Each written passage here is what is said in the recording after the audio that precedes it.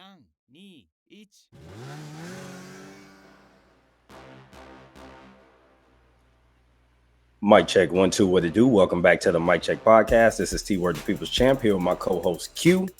Welcome back to the show, y'all. We back in this thing. Big fight today, and we're going to give our prediction on that fight.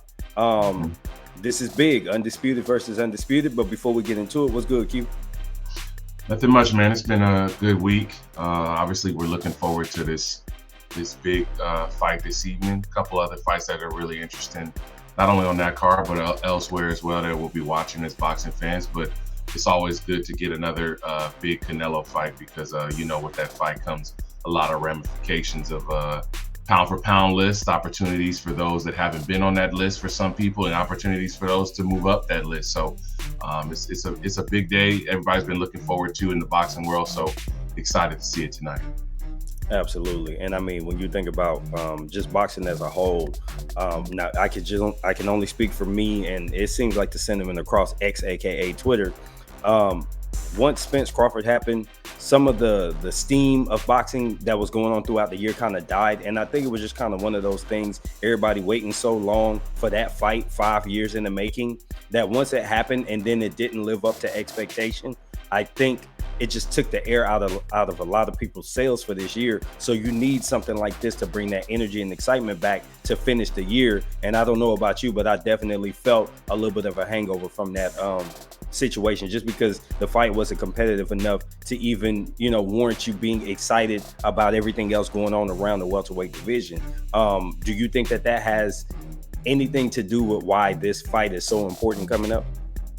Well, I think it certainly is important when you talk about the U.S. boxing scene, because obviously since the Crawford-Spence fight, there hasn't been another big fight in the U.S. that people were looking forward to, right? There hasn't been that one fight that everybody's been on social media talking and clamoring about here in the U.S. There's some decent fights that have happened elsewhere, but there hasn't been that one big fight that everybody's been looking forward to until this one. So certainly it's been a long break, because we're talking about almost 2 months, 2 full months of really nothing else in the U.S. boxing scene to talk about outside of potential fights to happen later this year, or fights that may get lined up for next year.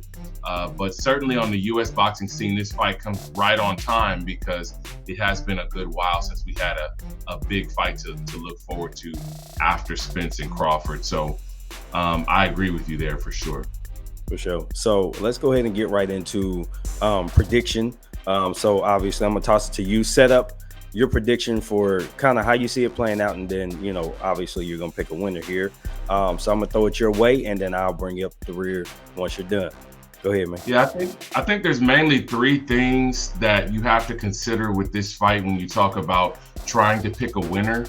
Obviously, we have to talk about Jermell moving up 2 weight classes. We have to talk about how his body's going to feel at a new weight class. We have to talk about how is he going to perform at a new weight class when it's against a guy who is probably, at least at this point, the gold standard of that division, right? It's one thing to move up 2 weight divisions and fight a decent fighter, to fight, a journeyman or a gatekeeper or just a decent, B-level fighter on that new weight class. But to fight a guy who is seen as the standard for the weight class is a challenge of itself. Number 2, you really have to consider is, how is Canelo going to look in this fight? Because in the last probably year and a half to 2 years, a lot of people have maligned his performances based on his style, based on his lack of combination punching, based on just how he's looked overall. He has not looked at the top tier that he's ever been. He's not been at his peak.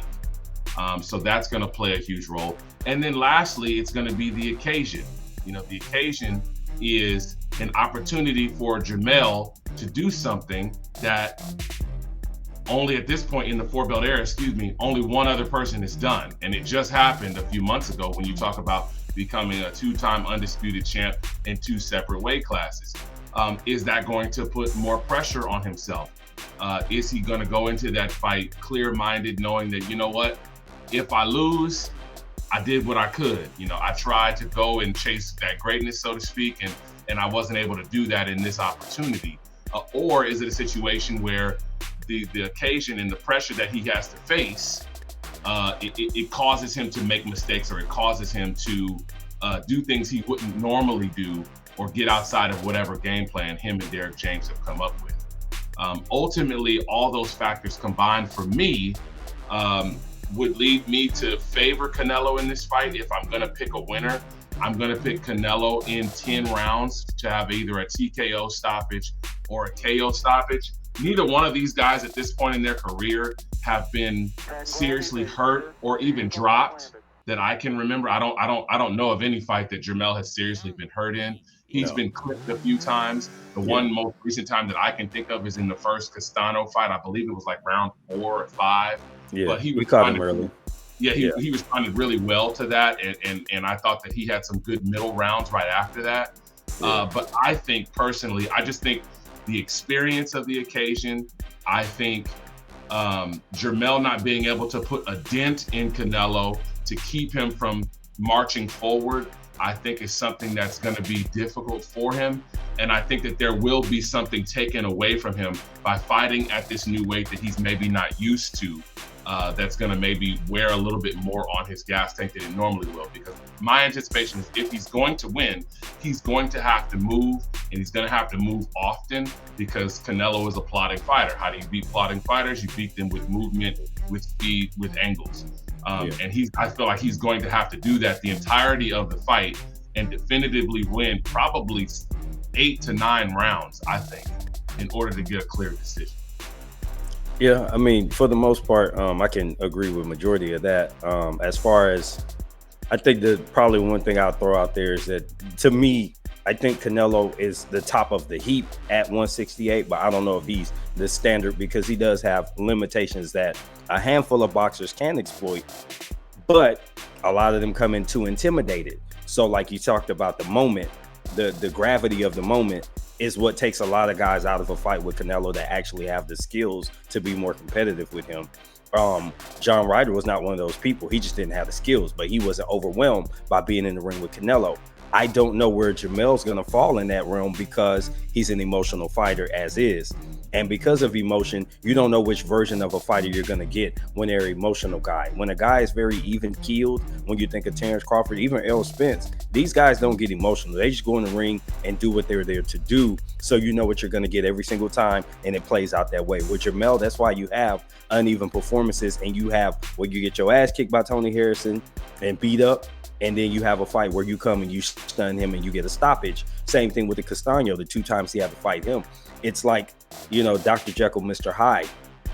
I believe that in this fight, we're going to see a third version of Jermell that's going to make him more competitive. And I think he sees a final belt, though I believe that Canelo's going to win on the cards. I think he'll move enough and he'll make it look, he's going to run to some degree, but I don't call it running. I think he's going to stay out of harm's way, and he's not going to allow Canelo to load up shots. Unfortunately, he's going to get clipped enough, and this is just my opinion, but you have to really beat Canelo. Like, you really got to put the bees on him to get the judges to look your way. That's just what it is at this point. It was the same thing with Floyd. It was the same thing with Sugar Ray. This has been the thing for years. So I don't think Jermell's going to put enough together in order to get a decision win, but I think he does see the final bell in this particular fight. I got a question for you, man. Do you think, based on what you've seen and what you've heard and the things that we've been seeing on social media, do you think that we're going to see a better Canelo than we've seen in previous fights, or do you think that he's going to be just about the same as he's been the last 2 years? Canelo's taking this one more seriously than he's taken anybody since Plant. He's going to come in there to really, I don't even think he took Bivol as seriously as he should have. And that ended up costing him because he didn't adjust in that fight. Same thing with Triple G, same thing with Ryder. Also, he was coming off an injury. With this Jermell fight, that dude looks ready. Canelo is focused, and I think it's going to be probably one of his better performances, and that's also going to work against Mel, obviously, because you can't just go in there and put it on cruise control and think you're just going to just move around and just keep Canelo from hitting you. You're going to have to try to win the fight in order to actually win the fight. Yeah, the one interesting thing that I can think of is when I look at the two Castano fights, Castano has small similarities to Canelo in that he's the same kind of stature, right? He's that in and out bob and weave kind of pressure guy, high guard kind of a fighter.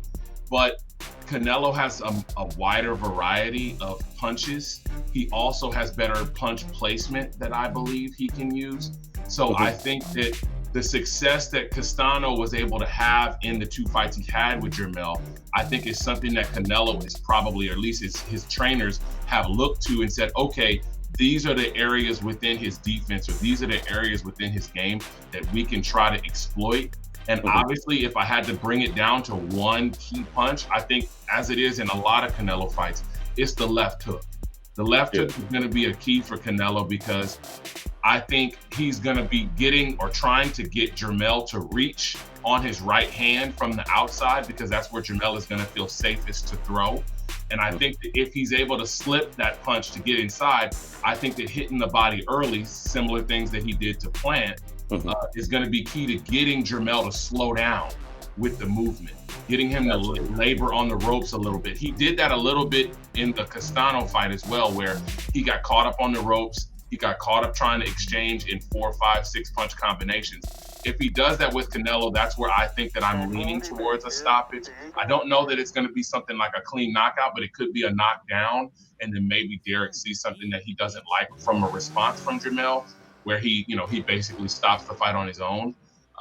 But I think that the reason I'm picking a stoppage is because I just think that the gas tank, the expectation, the nervous energy that there may be in the fight, I think that all is going to wane on him.